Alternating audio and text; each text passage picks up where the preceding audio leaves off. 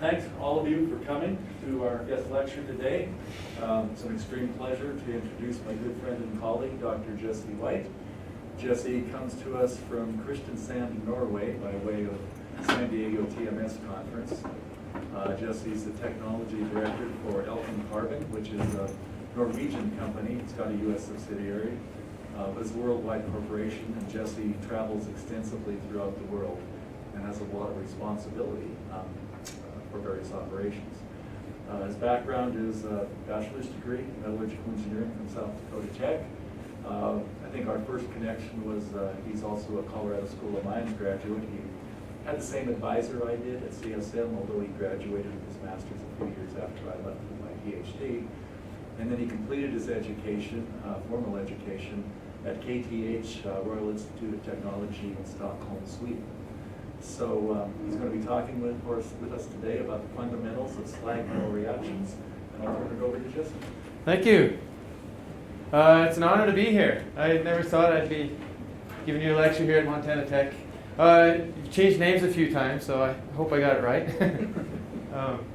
But I like the name change.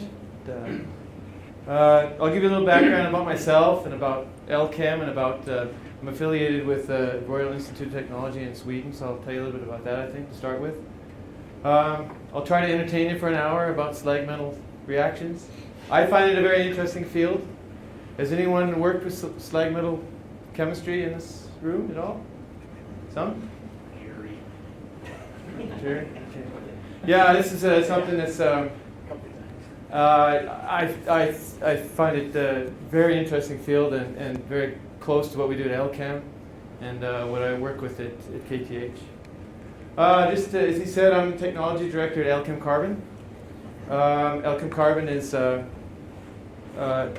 division of Elkem. Elkem is mainly a silicon producer in the world. Silicon, ferrosilicon, carbon products, which I'm involved in. But I'm also, I teach at KTH. I did my PhD there and they couldn't get rid of me after I finished. Hopefully I haven't lost my Montana accent. If I start mixing in Norwegian words, just throw something at me, all right? I'll try not to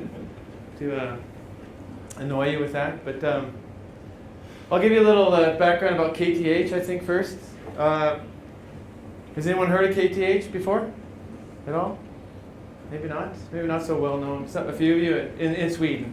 It's fairly well known in Europe, and it's in the middle of Stockholm, in Sweden. It's an old university. It's and it's Sweden's oldest technical university. It's quite a nice campus. It's been there for a long time. It's quite a big university. It's 14,000 students now. It's grown quite a lot in the last 10 years as well. There's more than 1,800 PhD students there. Materials science and engineering is not a big department, but mostly I think the focus is on electrical engineering, and Ericsson and these companies really expanded KTH a lot over the years. It's a big business in Sweden still with telecommunications. 3,600 employees. It's Sweden's second largest producer of technical PhDs in Europe. About 200 PhD degrees per year, so it's a good-sized university. Material science and engineering has a long history. It was a school of mines in Sweden. It was founded originally in 1819 at one time, so it goes back similar histories to the schools of mines in the United States. They moved it to Stockholm after a certain time, so it's quite old. The first professor was a guy named Niels Sefström. He discovered vanadium. So actually, if you don't know, Sweden has a long history with chemistry. Actually, a lot of elements were discovered by Swedish chemists over the years. It's quite interesting. About 30 teachers and researchers there at this department, 70 PhD students. And I have to say, a lot in industry. I like about Sweden is they have a lot of industrial PhDs, they call it, where they're working with companies and people have an opportunity to do PhDs while they're working. And that's exactly what I did. I'm kind of a late bloomer. I did my PhD in 2013. So I decided I liked something, and I was fortunate enough to work at a company that paid for it and let me take the time to do it. A little bit about Elkem. Elkem is quite old. Elkem is the inventor of the Soderberg electrode. Have anyone heard of that? Soderberg? Used in, well, aluminum, but also in electric arc furnaces. And that was developed at Fiscal, where I live and work. And nowadays it's quite big. It's 29 plants worldwide.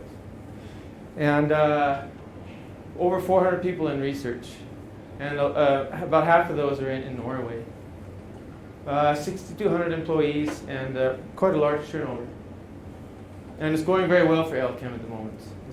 We had a record year last year. So it's good time. There are 4 divisions at Elkem. Silicones, this is big business. Making polymers, silicone polymers. A lot of silicon produced goes towards that usage to make silicones.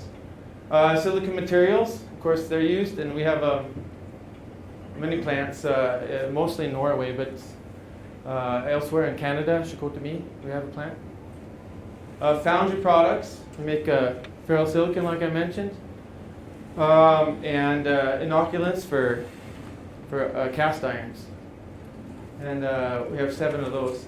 I work for Carbon. Carbon that makes electrode pastes and carbon refractories mostly for electric furnaces, but also for aluminum cells, cathodes and ramming pastes. We have at Elkem Carbon. We have 6 plants. We have 1 in South Africa, 2 in Brazil, 1 in China, Norway. So I get to travel everywhere. This time I go to the TMS conference every year, so had the opportunity to come here and speak to you.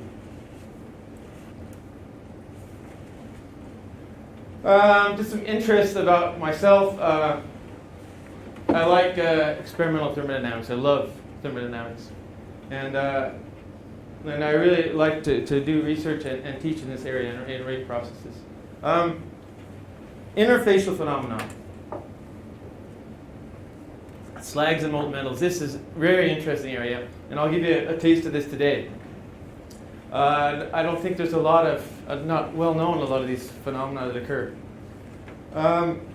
Refractory to refractory metal interactions. And nowadays we do quite a bit of reactor modeling with COMSOL. Is anyone familiar with COMSOL multiphysics?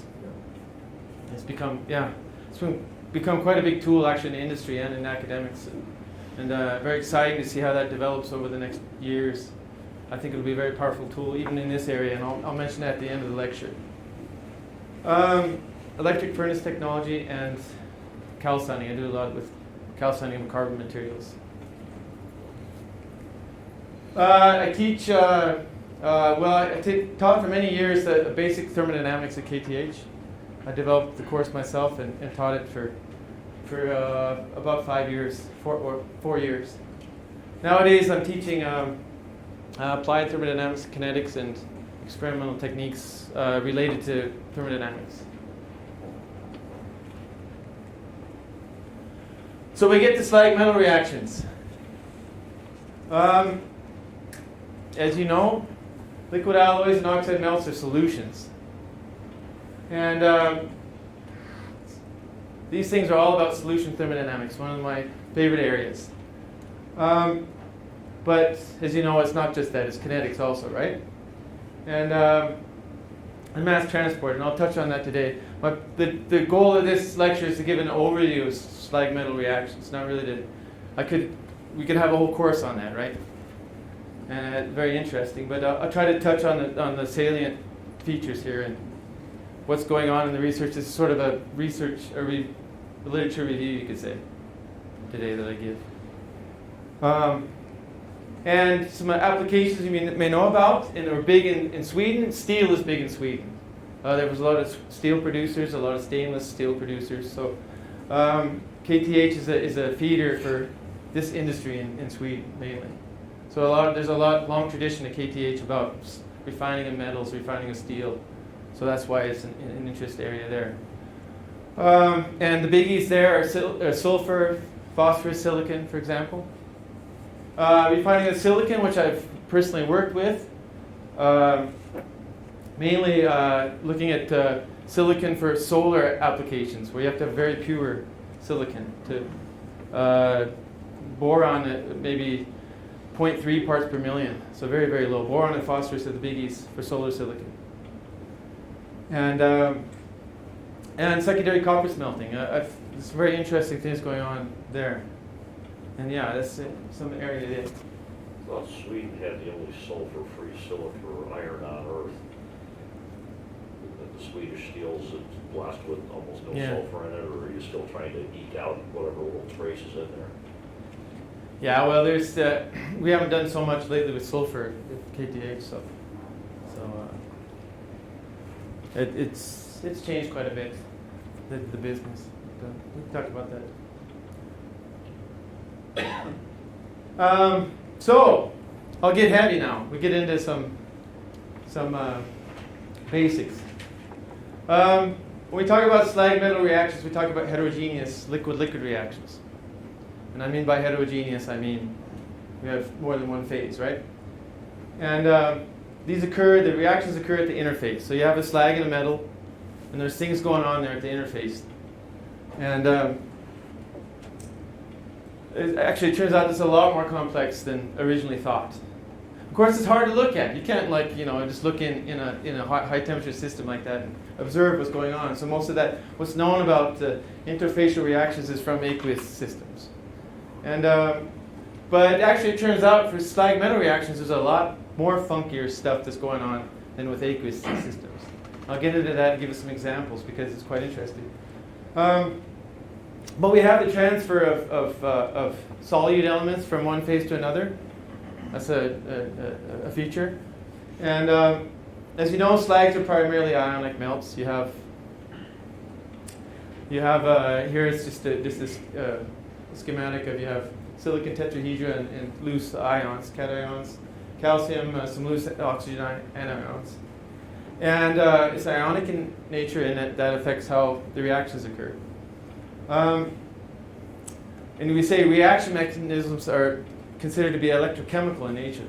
And really, there's overwhelming evidence for that entirely. And what I mean by electrochemical in nature, you can be more specific. You can say oxidation and reduction reactions are spatially separated, right? So you can spatially separate the two occurring.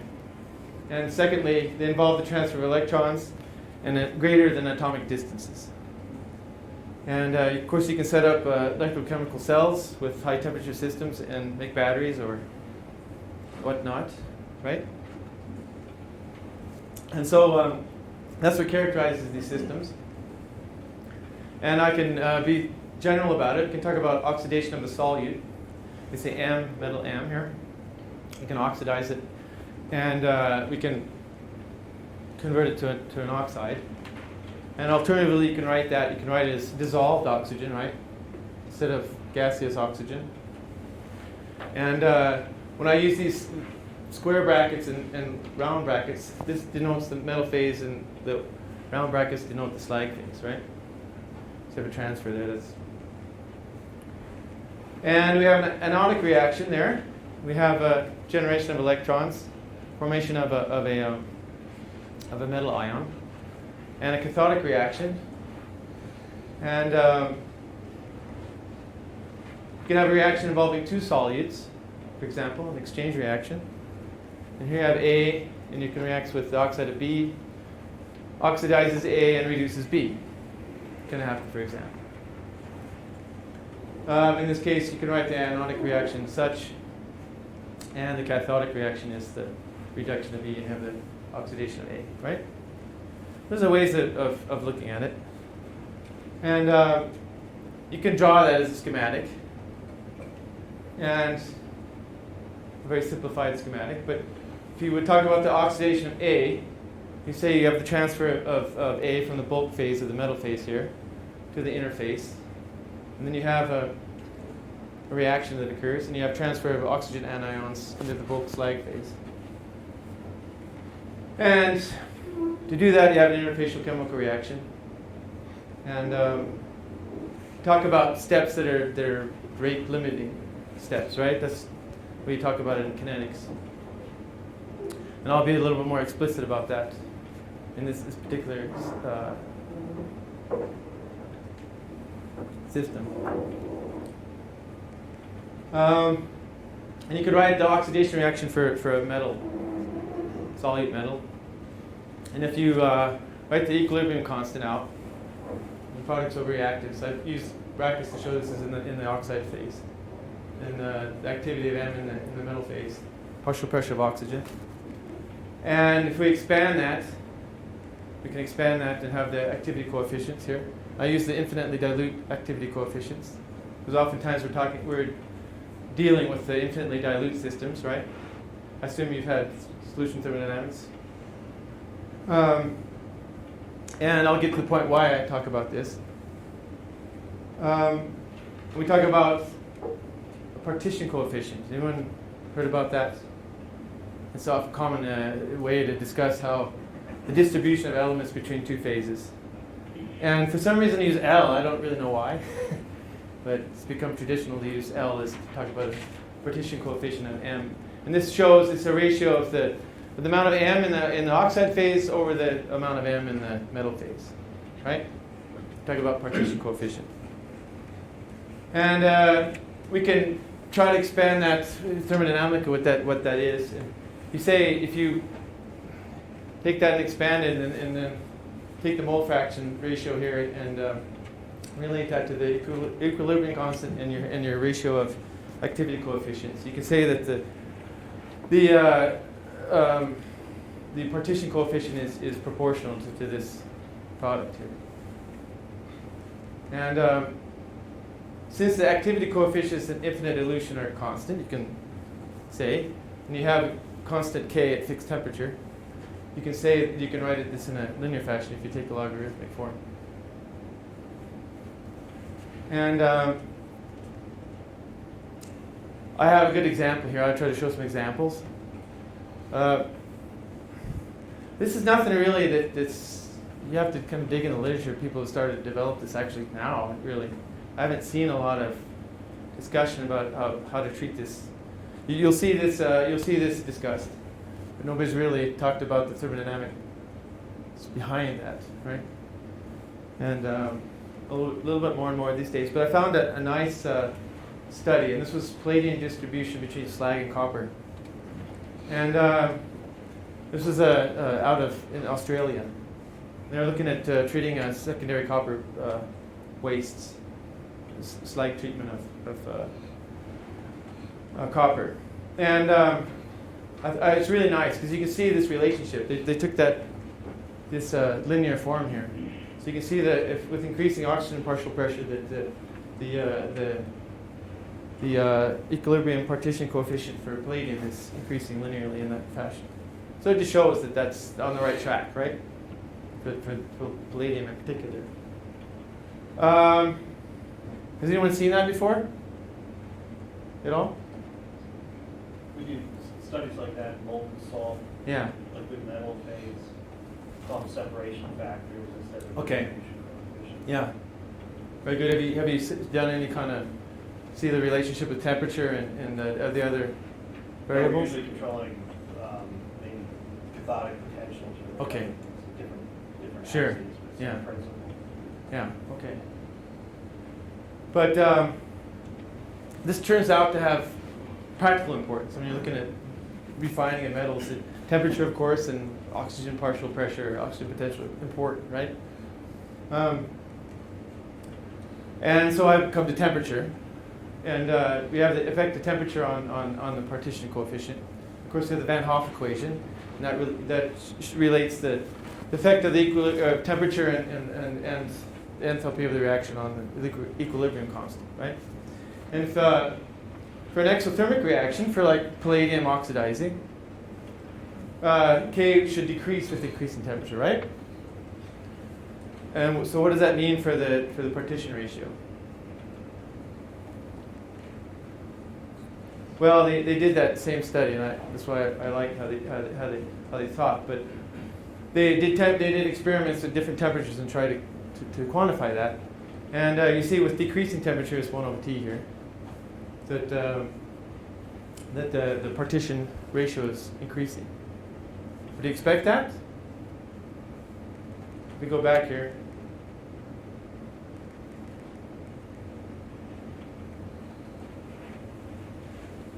K is decreasing. Should L go up or down?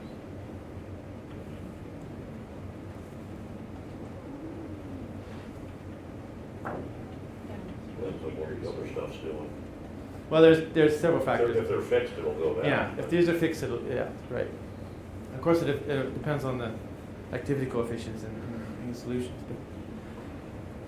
And I have some examples from silicon as well.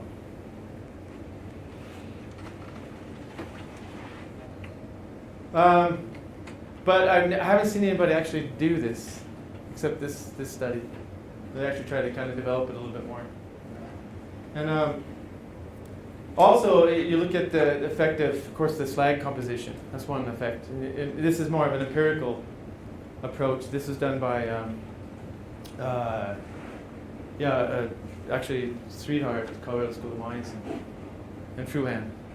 And you look at the slag composition and the effect on, actually K here in this case, but it's a nice correlation. This has to do with dephosphorization.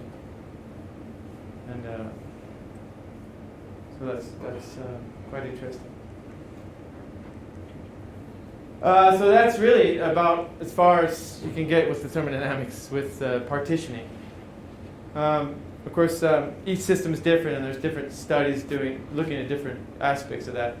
There's a lot in steel. Most of it's done in steel, of course, by far the bulk majority, with phosphorus, and sulfur, and silicon.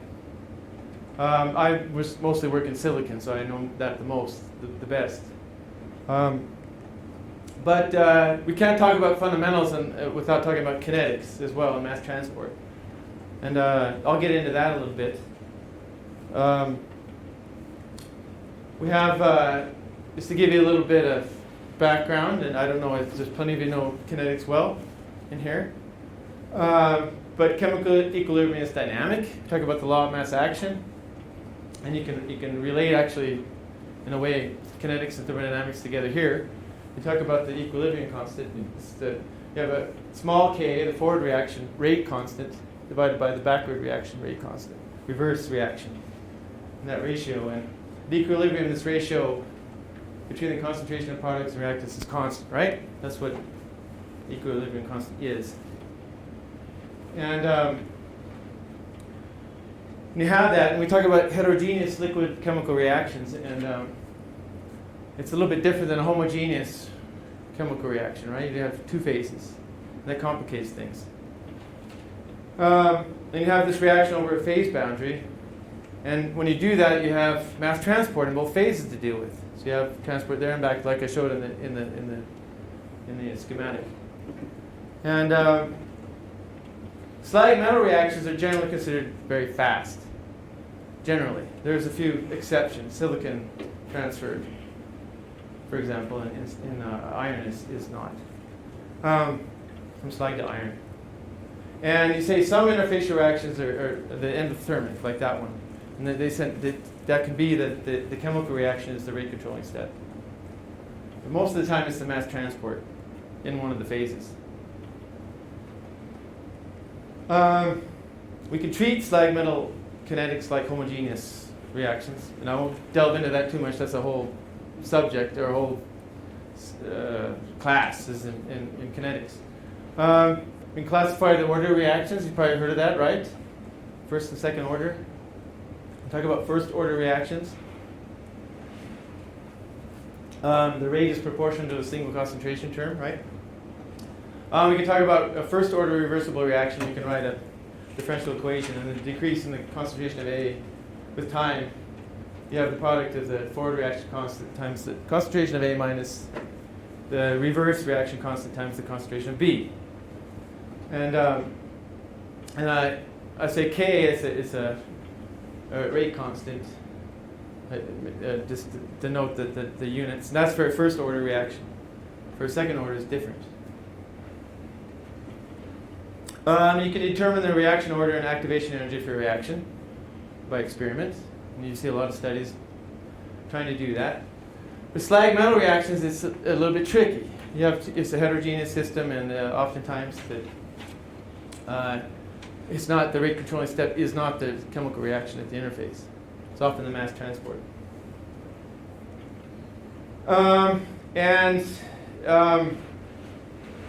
We have metal phase mass transfer control. We can write, not to derive this, but we can write a differential equation for the decrease in the concentration of a metal, the solute M.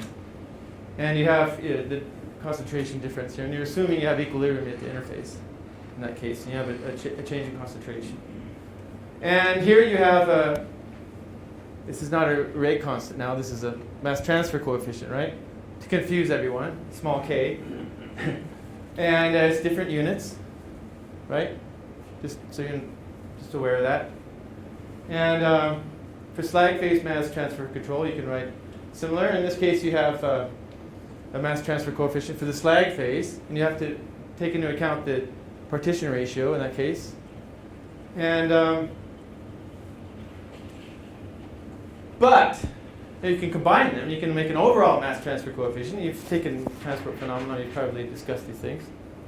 And practically speaking, this is the practical approach most of the time. It's hard to differentiate between these two, right?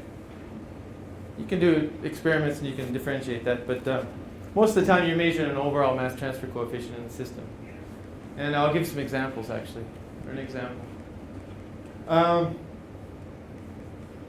All right, everyone's familiar with that, right? And oftentimes these systems are well, you stir them better, the reaction goes faster, right? It's definitely the case for silicon. I worked a lot in slag refining with silicon, and the better you mix it, the faster it goes. But there's other things that come into play, and now we'll get into the more interesting aspects of this in a second here. But to finish off with transport kinetics here, have you ever heard of surface renewal theory? Well, most systems you have turbulent flow, right? Anything that's practical, and where you're trying to do something fast as you can, you have turbulent flow. And you have mixing by diffusion and movement. You have eddies, right? You want to induce movement of the phases, and so you can pick up an old textbook and you'll see a diagram like this, right? You would talk about you have an element that's moving from the bulk phase to the interface and back. And this is Higby's model from 1935. All right, this tells you how old this was, how long ago this was developed. All right, and he made a correlation. He made a function for the mass transfer coefficient in the metal phase, for example, here, and a diffusion coefficient in the time of exposure. And it's a very simple model, but it's also a very limited model, and an extremely limited model, which I'll get into in a second. The simplification here is that all eddies have the same time of exposure, this Ti, right?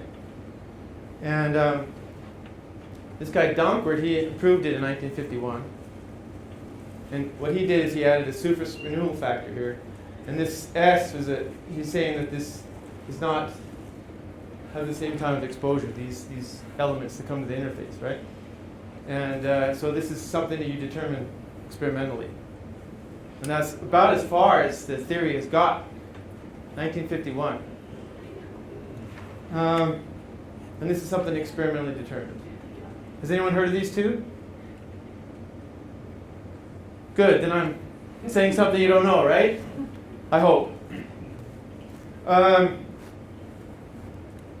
going to get into, well, we're in the modern age now, we have computers, and there's maybe better ways to do this. It's one of the messages I'm trying to bring today, okay? So this is just keep this in mind, all right? This is old theory. And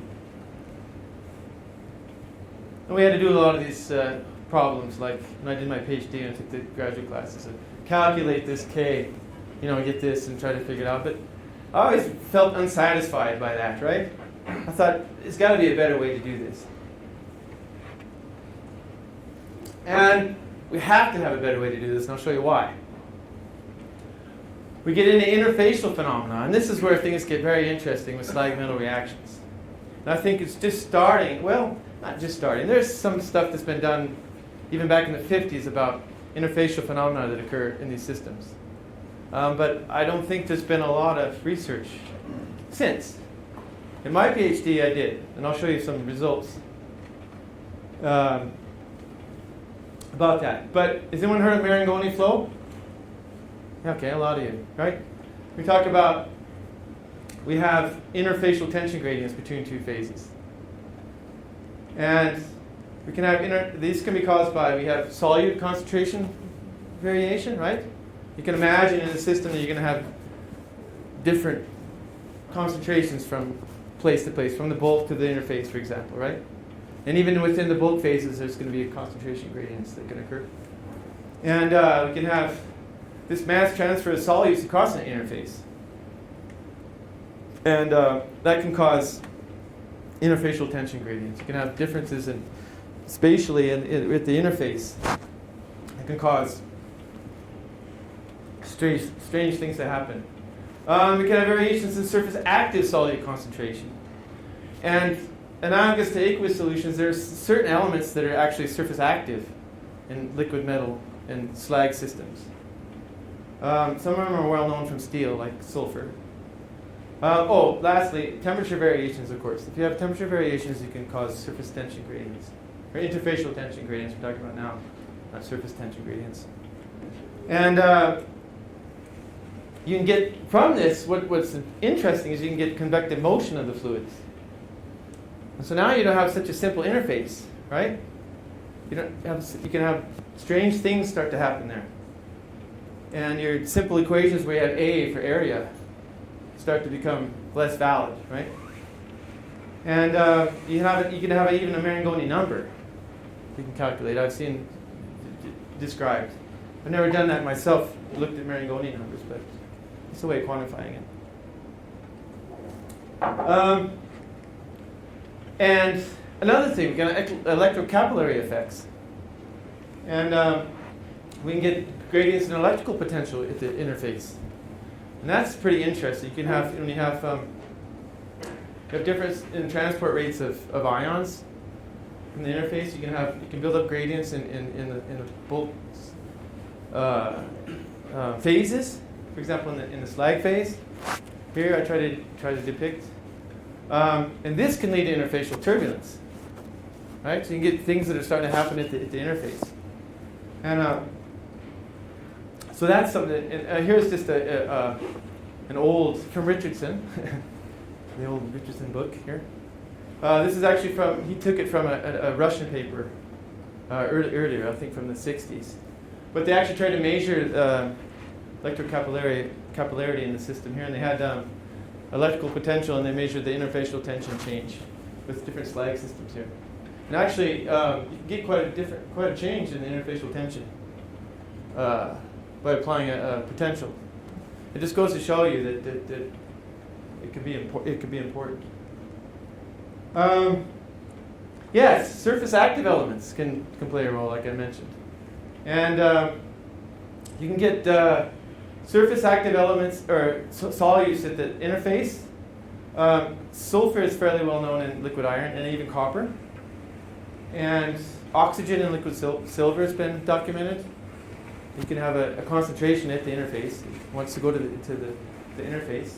Oxygen, tellurium, and selenium in liquid iron. This is an old from Belt in 1976.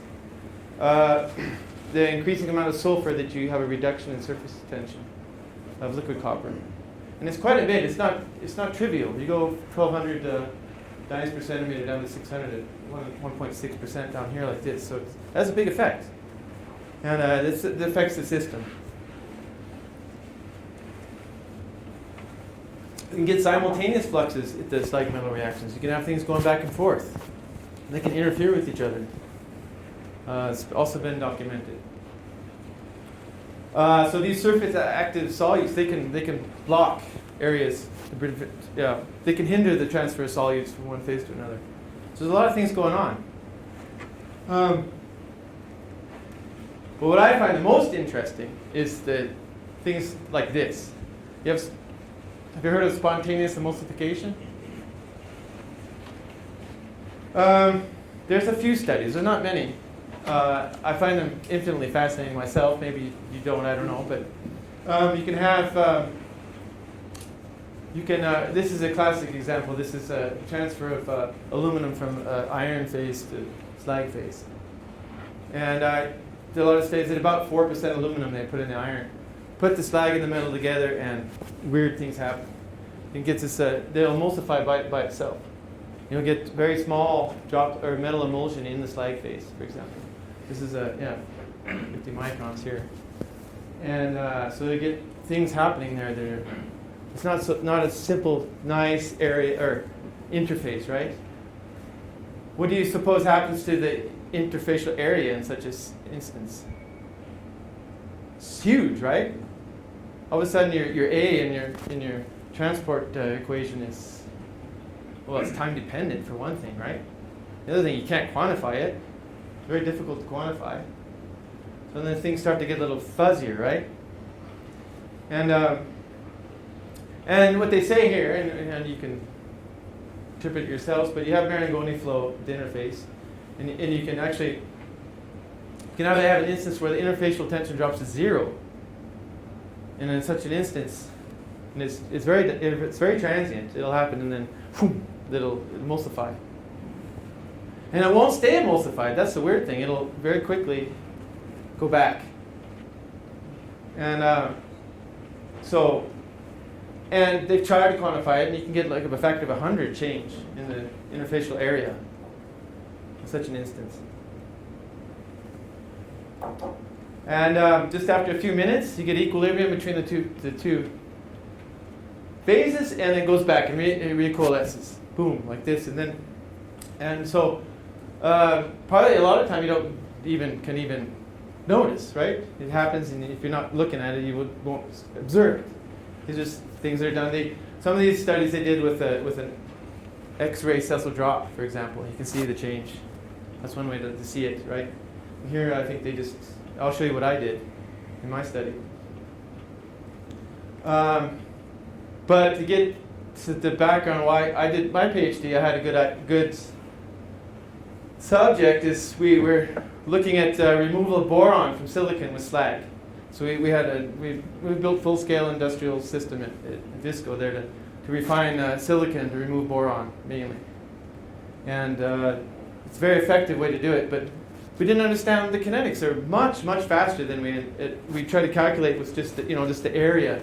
If you calculate the area, just the metal and the slag sitting on each other, but it didn't make sense at all, and we didn't know why. Something was wrong there, right? I wanted to study that a little bit closer. So I built this system at KTH, and what I built was have an intercrucible here in an impeller, and I was able to. This is all made out of graphite, and this was all enclosed so we could control the atmosphere.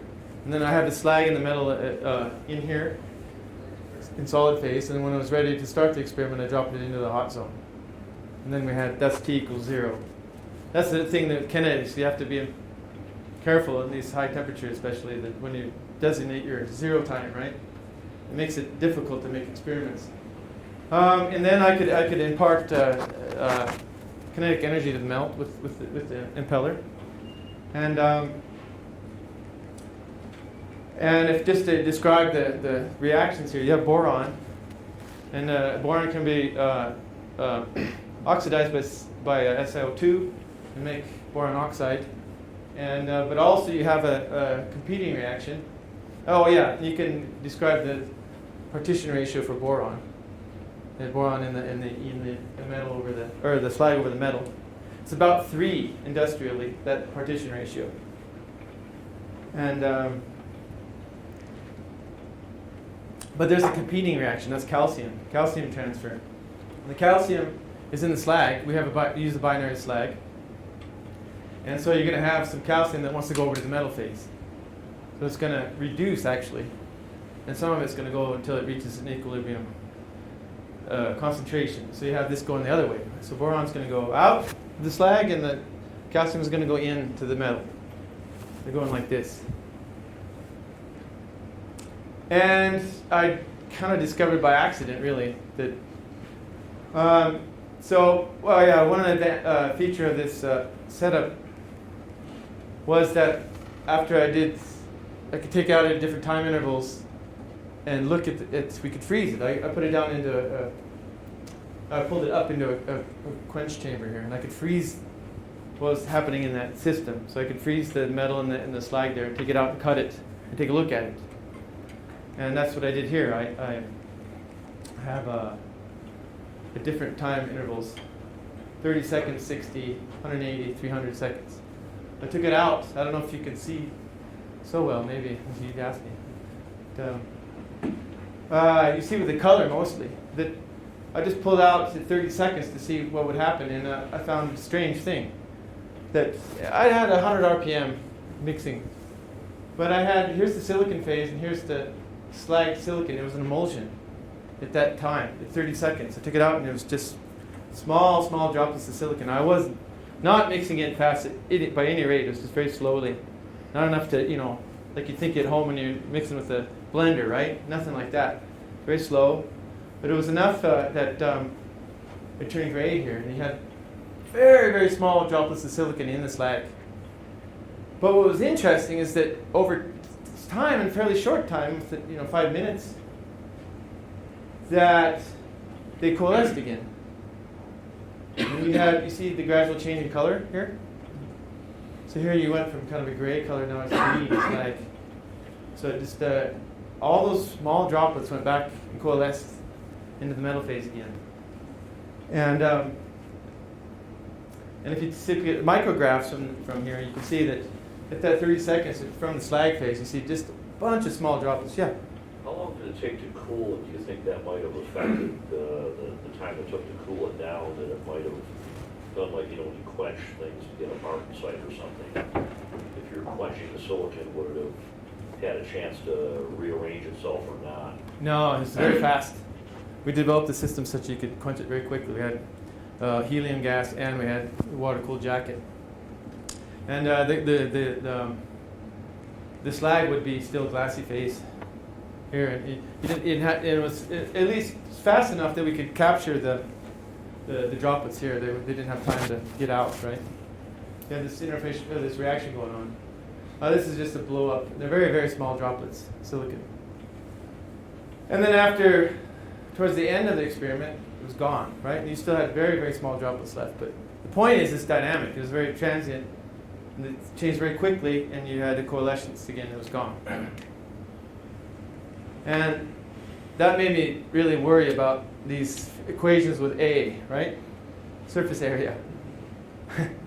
And but just to recap this, we have induced emulsification, I would call it. And you have at this initial stage, you have this, really it wasn't the boron that's doing it, was the calcium. There's enough concentration that the calcium transfer across that interface would be enough that it started to induce these effects I'm talking about, right? And you can get induced emulsification. There was some mixing involved too. That helped.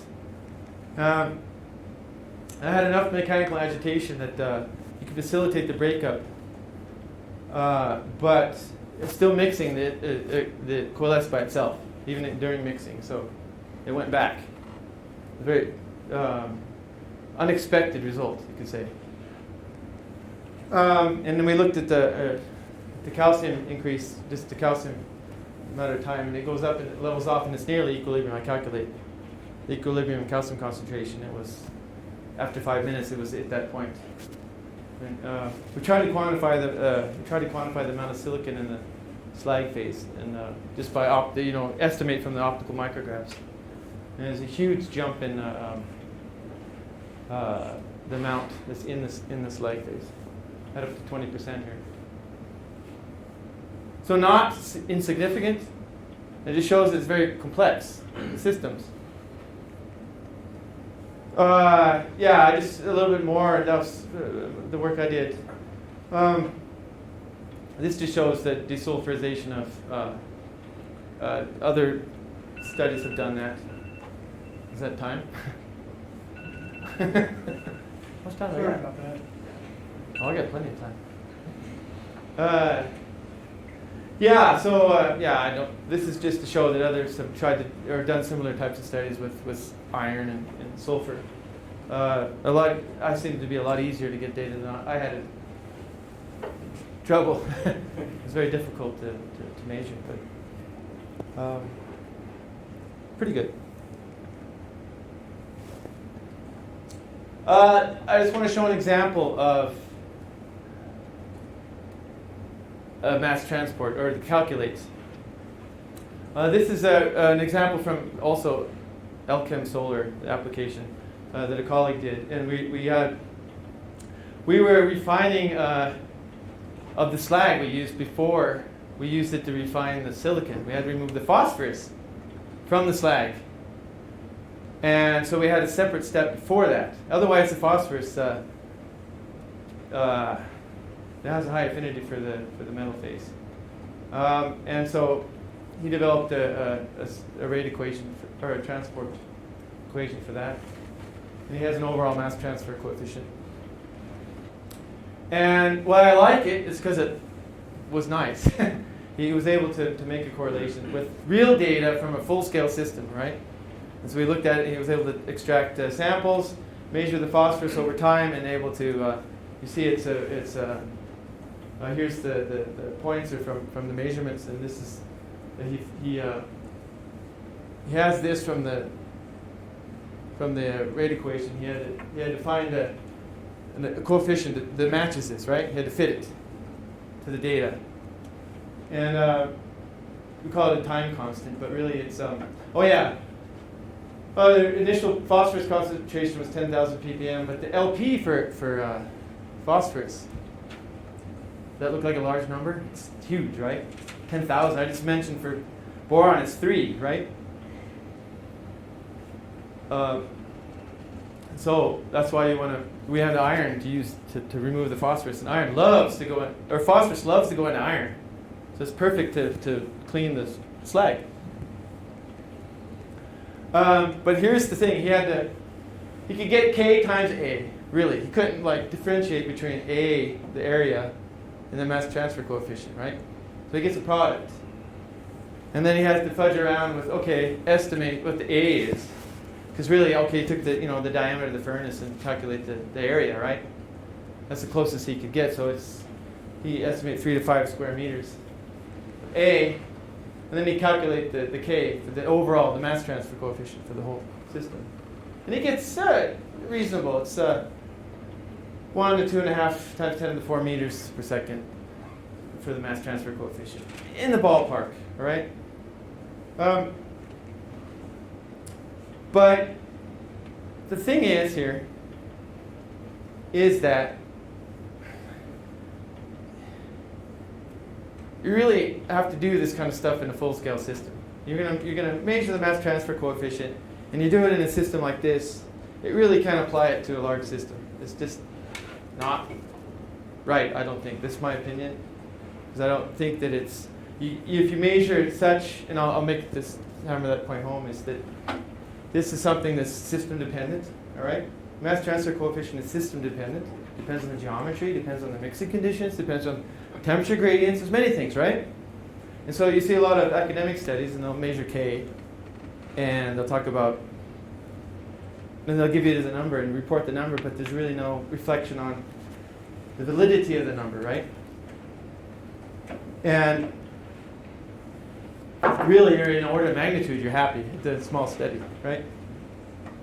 To measure the K, overall mass transfer coefficient. And I feel strongly that such a system, it has to be done full scale if you're going to really have any use of the measurement. Might be done early. I'll talk about future developments. I need to get to my point here. And this is very nice. You can see that there's possible to make a model for it in an industrial system. Future developments.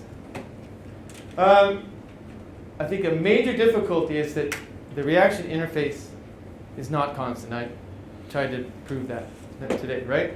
You can have interfacial things that happen, interfacial phenomena that is fluctuating quickly. It's hard to calculate A and have any reasonable estimate. It's difficult to quantify. How are you going to do that in the laboratory and have a number you can use?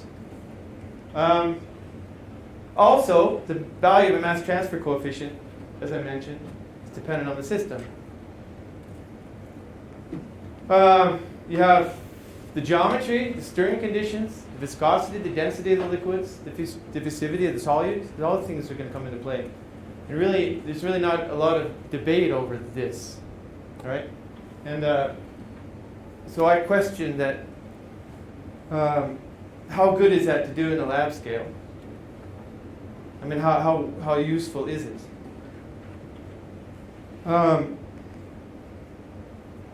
And I also mentioned already the measured mass transfer coefficients they're notoriously inaccurate, and they're really only relevant for the little system you made, right? So you measure the mass transfer coefficient, and really, it's for your system. If you scale, you can't really use it to scale up. We try to compare the literature from that system, and this could be 2 orders of magnitude difference in the mass transfer coefficient.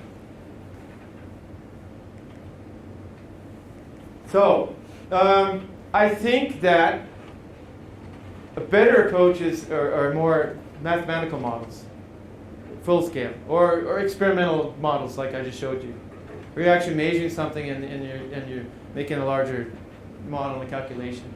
And I see that actually there's quite a bit published now, especially for steel systems, about that, where they do a full scale analysis and try to analyze the kinetics for a full scale system. And I see a lot of that. What I think is exciting actually is new tools for this. And I hark back to the Danckwerts and the Higby model, right, from 1935 and 51. But now we have new tools. We have very powerful computers. It's 2020. We have COMSOL, for example. I don't know if it's exactly the right tool. But now you can break your system down into tiny, tiny elements, and you can have different things going on in each element. Make calculations. You can do dynamic calculations. You can combine thermodynamics. And it's a different world than it was in 1951. I see that, there's things starting to pick up now on that side, I think, as far as research goes in academics. But the idea is you use FEM modeling, and you can, and it's not very good, there's probably better examples here, but you use an interface between the slag and metal. And then try to calculate it in a more rigorous manner. And you can apply first principles too, and use such models. I see some people are starting to do that, and I would like to do some of that and go in that area. I feel a little disillusioned after seeing these things that can happen. It's not simple to have a simple area and a simple mass transfer coefficient to explain such a system. So I think that's where the route is going to take, and at least for industrial purposes, that's what's useful. So that's actually my main message here, and so I thank you. There's a lot of references. I'll give this presentation to you, but thank you for listening to me.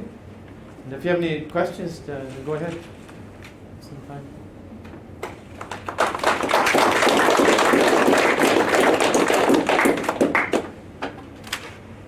How about a few questions for Dr. White?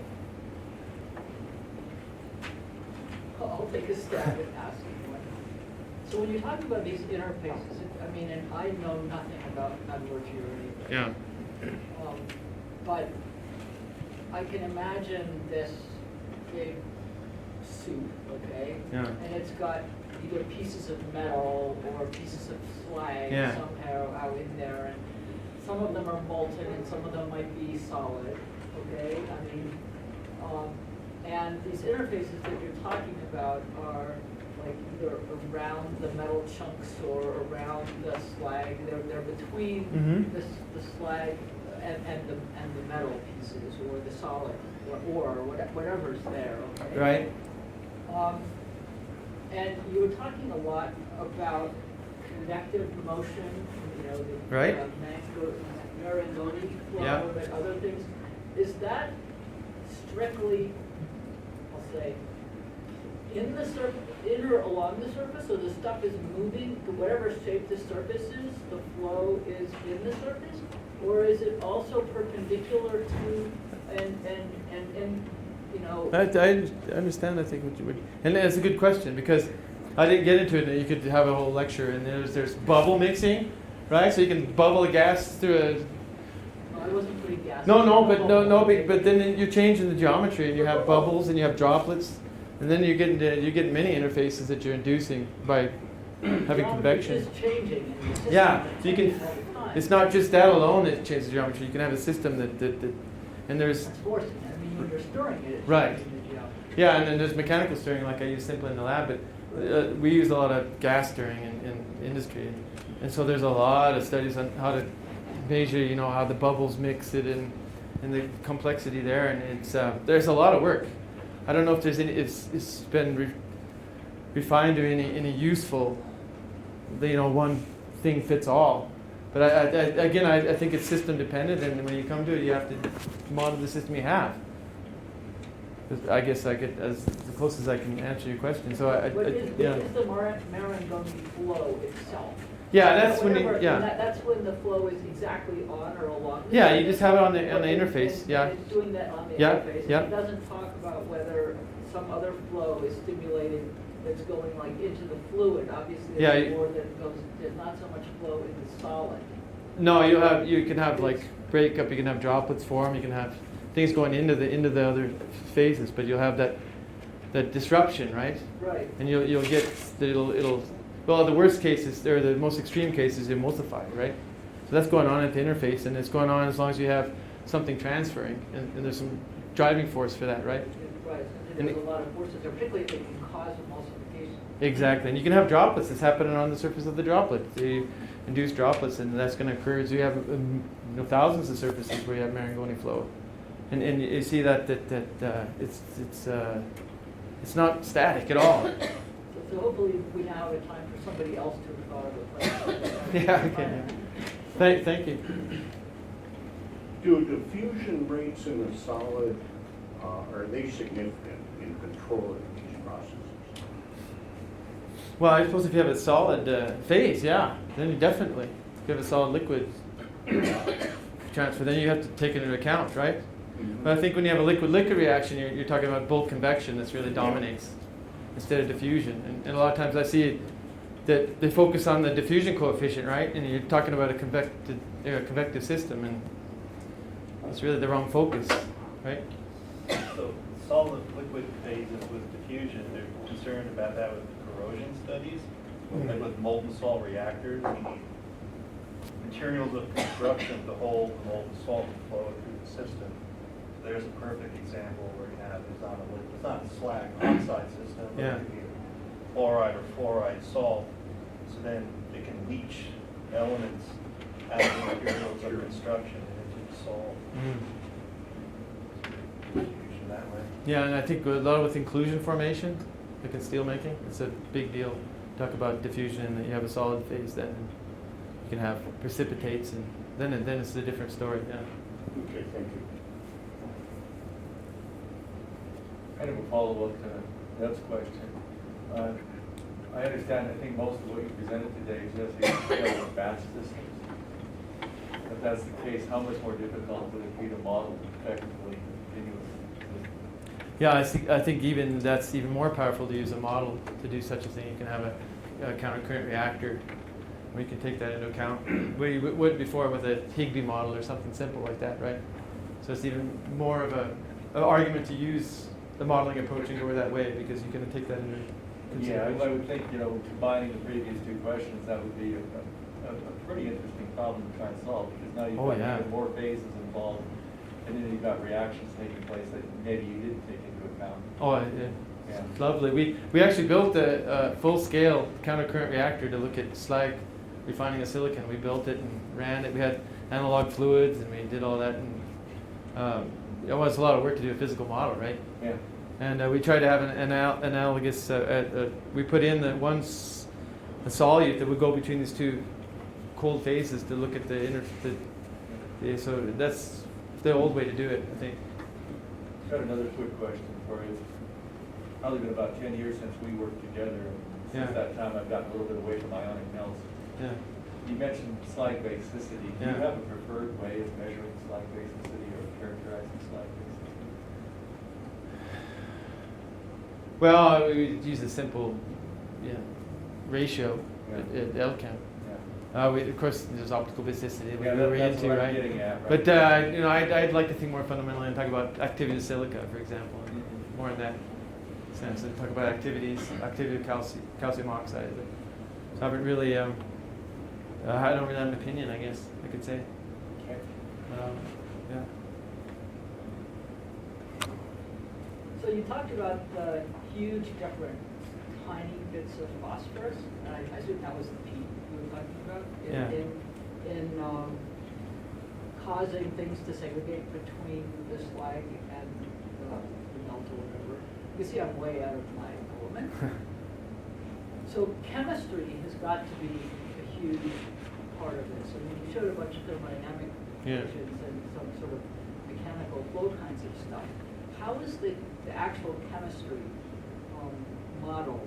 That different elements or different molecules or different ions somewhere in there, and they're doing their chemistry thing as well as the physical stuff. Sure. Really, for most systems, we talk about kinetics again, the rate limiting steps and such, but the interfacial reaction is by far not the rate limiting step. So really, you have either the slow step is either the transport in one of the phase or the other, right? So, and we see that, we can say that because the better we mix it, the faster it goes, right? Up to a certain point, and it levels off, and that's the silicon. So you know that it's not the interfacial reaction that's limiting it.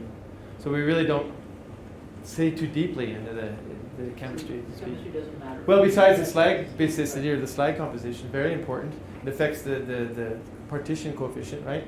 We see a strong correlation of that, the basicity or the temperature. So in that sense, yes. But we're talking about equilibrium conditions, and we're assuming that we have equilibrium in the system. So that's about really. I would love to see more research into the mechanisms of what's going on at the interface. That's something I think would be worthy of deeper research into. But it's hard and expensive to do this kind of work.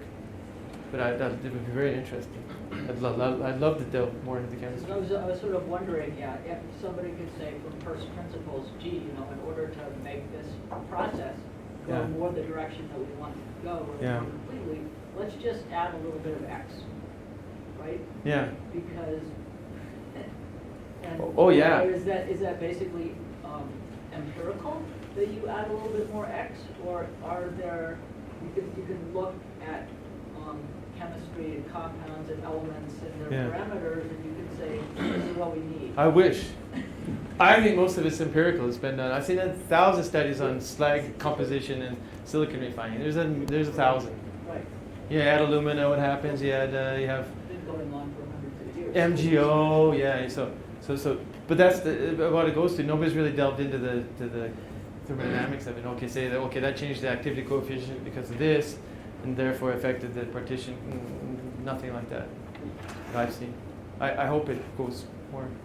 They're dealing with really high temperatures too. Yeah. That's another experimental complication. Definitely. Thank you for that. To quote Ken Mills, I don't quote people very often. I don't know if you know who Ken Mills is, but slag guy. At high temperature, everything reacts with everything. I love that because that describes it, right? So you got to deal with that, right? In this case, I use carbon in my study because graphite crucible, and that was fairly inert. But then you're going to saturate the slag with carbon. That's the way it is. You have to deal with that. And I got up to 1% carbon in my slag. So it's not insignificant. It's going to maybe have an effect on the interaction with the solutes in the metal in this slag phase, possibly, right? I don't think carbon and boron have a strong interaction, but boron and nitrogen do. boron and nitrogen have a high affinity for each other. And really, you have high nitrogen in the slag, it really affects the activity coefficient of boron and slag. And then I discovered that by accident, using nitrogen or argon for the gas. And changed the partition coefficient. No, definitely not inert. So everything does react with everything, pretty much. Okay, last call for questions. Actually, I'll take one. All right, so linear going flow is kind of one of the cornerstones for the research we do in our group as well. Great. Ours is more on the temperature gradients as well as in the introduction of surface active elements Yeah. that you kind of touched on. Yeah. And what we see in our process, we actually change. So we talk about linear going flow as M flow and then inverse. Yeah. So we actually see a change or a change in direction of our flow during our process. Yeah. Is that something that you guys? No, it's very interesting. Great, somebody's doing work in the area. Wow, great. I hope I see more development in that area because I don't think there's much. It's a good, rich field to look into. You'd be researching for ever.